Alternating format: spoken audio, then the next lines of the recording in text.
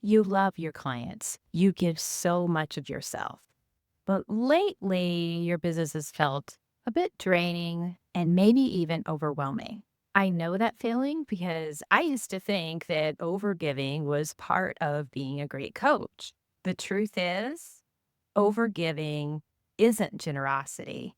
It's a subconscious strategy for staying safe and proving your worth. In this video, I'll show you the hidden identity pattern behind it and how to shift into coaching that's powerful and sustainable. Early on in my practice, I thought that opening my calendar wide open and being available 24/7 is what made me a better coach. But I started feeling depleted. I started feeling like I couldn't handle this all. In fact, I was wondering how on earth was I going to keep going at the pace that I was going to reach the income that I wanted to make. What I was doing was not sustainable long term. If you're like me and you're doing this work because you had some inner healing for yourself, then likely you have some past patterns that maybe have come with you even into the work that you're doing. The overgiving that I was doing was actually based in fear.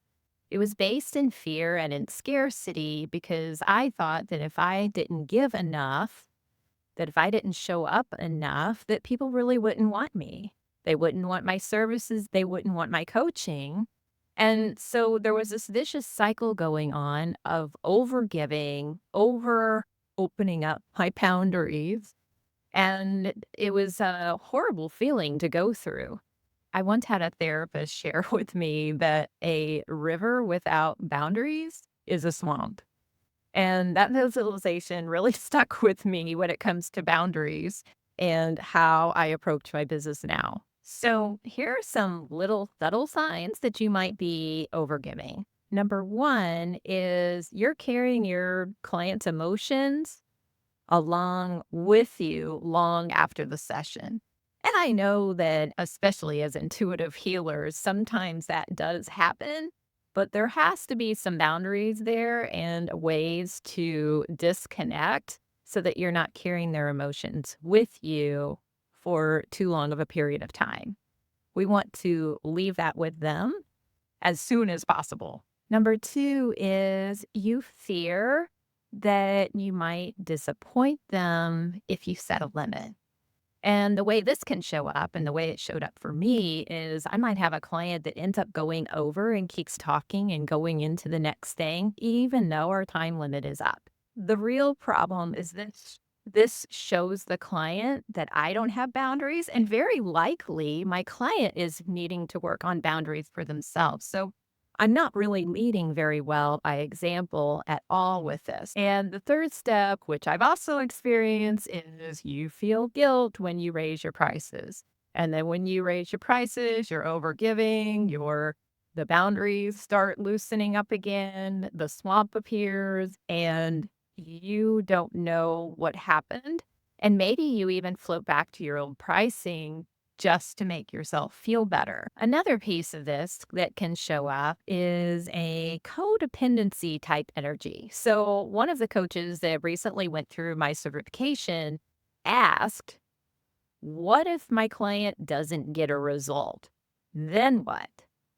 And what I pointed out to her, and I will to you, and it's because I've been there, is that this is coming from a fixing energy. You and your clients are both in the container together.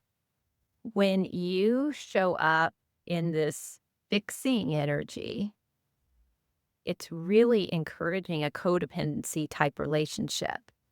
And we want the client to take responsibility. This is also a form of overgiving because it blurs the boundary lines of what's your responsibility and what's my responsibility.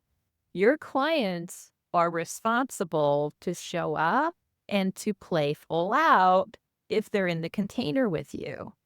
And if they don't do that for whatever reason, that's not your problem. That's on them. And so when you put yourself in a place of being the savior to the client, it puts them in a place of I can only do this with you, not without you. It doesn't empower them to move on. And it really blurs the lines of your container and your boundary.